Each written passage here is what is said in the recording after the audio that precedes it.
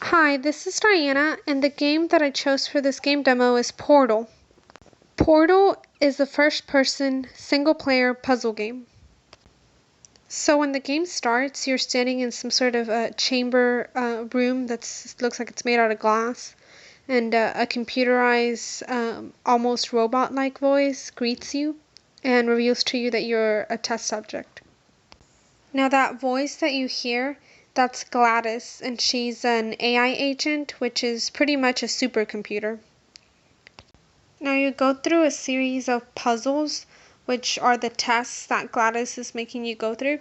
And in order to get through each puzzle, you can use these cubes that are everywhere, and then you can also use this portal gun. Now the portal gun lets you shoot portals, and you can kind of bend space with them. So if you shoot one portal on one side and then another portal on the other side, you can go through one and come out the other. And that's all that you can use to solve these puzzles. Throughout the game, Gladys keeps telling you that once you finish the tests, that there's going to be a big party at the end with cake, and that your friends are going to be there. And so this reminded me of image-based culture. We were discussing how a lot of times people are considered, glamorous or cool, depending on if other people envy them. So it's kind of like how Gladys is luring you into continuing and finishing. Oh, there's going to be not only cake at the end, but there's going to be your friends there, all to celebrate your big success. And so she's just trying to lure you to continue the testing and to get through the testing.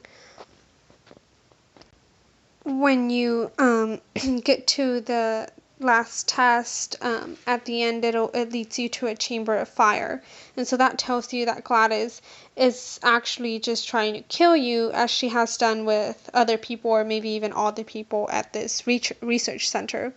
You know that there's other people there because of those writings that you might have seen already in this game demo, but through the game when you're playing, there's these writings and scribbles on the walls, and if you pay close attention to them, some of them even say that the cake is a lie on them, so that tells you there might have been other people that might have been trapped here, and that she also killed.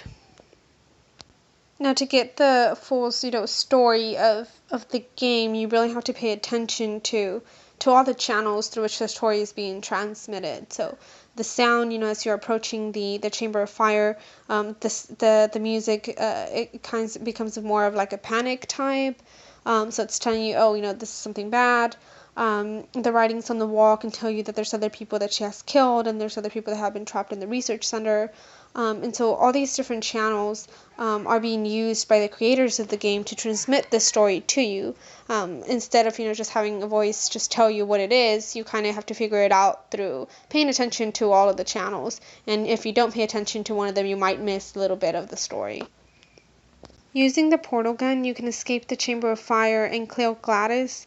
Now you want to kill Gladys by breaking the cores off of her and burning them. So she's made out of these cores, which are like smaller computers, and if you break each of them off and burn them, then you pretty much kill Gladys.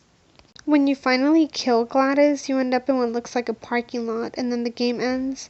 But the credits come up, and the song for the credits, Gladys sings it, and she says that she's still alive, and this hints towards the sequel of this game, which is Portal 2. So it's important to note there's kind of two types of story here. First is the story of the game, which is what the creators of the game intended for you to get, and they try to transmit it through multiple channels.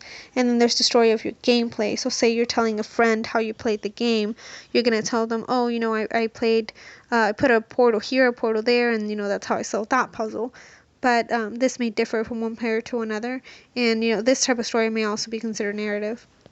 So now I'm going to end the game demo with just showing you a little piece of the song from the credits at the end, because I thought the creators of the game were very clever in using the song as a hint for the sequel.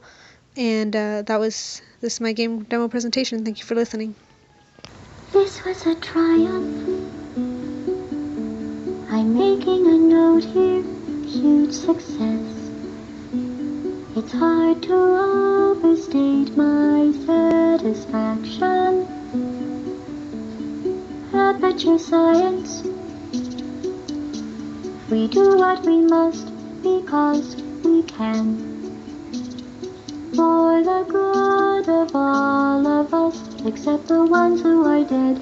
But there's no sense crying over every mistake. You just keep on trying till you